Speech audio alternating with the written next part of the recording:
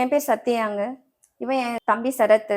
நான் மேரேஜ் ஆயிட்டு போயிட்ட பிறகு, இவன் நல்லபடியா படிச்சு முடிச்சு, ஒரு நல்ல வேலைக்கு போய் எங்க அப்பா அம்மாவ காப்பாத்துவான்னு சொல்லிட்டு ரொம்ப நம்பி இருந்தோம். பட் இவன் கண்ட கண்ட போதைக்கெல்லாம் அடிமையாயிட்டு இருந்தான். குடிக்கிறது, சிகரெட்டு, ஏன் இன்னும் சொல்ல முடியாத பல விஷயங்களுக்கு நான் அடிமையாக இருந்திருக்கேன். தினமும் குடிப்பேன். என் அக்காவை கூட நிறைய தடவை திட்டியிருக்கேன், அடிச்சிருக்கேன். ஒரு நாள் ரொம்ப குடிச்சிட்டு தாறுமாறா வண்டி ஓட்டி ஆக்சிடென்ட் ஆயிடுச்சு. ஐசியூவில் சீரியஸாக அட்மிட் ஆகிற அளவுக்கெல்லாம் போயிருக்கேங்க. இந்த மாதிரி மோசமான சூழ்நிலையில தாங்க என்னுடைய ஃப்ரெண்டு அடிக்ஷன் கில்லர் மருந்தை பற்றி ரெஃபர் பண்ணினான். இந்த அடிக்ஷன் கில்லர் மூலியமா தாங்க அவளுடைய ஹஸ்பண்ட் போதையிலிருந்து மீண்டு நல்லபடியா இருக்காதுன்னு சொல்லிட்டு நம்பிக்கை கொடுத்தா.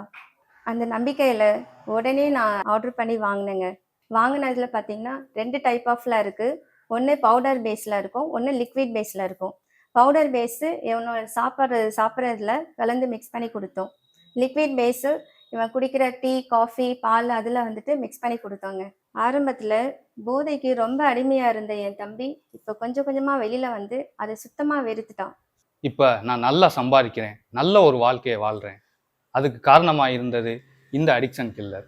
Thanks to addiction killer. Hi, hello, வணக்கம். அடிக்ஷன் கில்லர் இது மதுக்கு எதிரான நவீன புரட்சி. இந்த நிகழ்ச்சி மூலமா உங்க எல்லாருமே சந்திக்கிறதுல நான் ரொம்ப ரொம்ப சந்தோஷப்படுறேன். அடிக்ஷன் கில்லர் இந்த நிகழ்ச்சியோட நோக்கமே மது மற்றும் போதை பழக்கம் எந்த வடிவத்துல வந்தாலும் அது அடியோட ஒழிக்கப்படணும். அதுக்காக கொண்டு வரப்பட்டதுதான் நம்ம அடிக்ஷன் கில்லர். பொதுவா இன்னைக்கு ஒவ்வொரு குடும்பத்திலையும் ஒருத்தராவது இந்த குடிப்பழக்கம் மற்றும் போதை பழக்கத்தினால பாதிக்கப்பட்டிருப்பாங்க.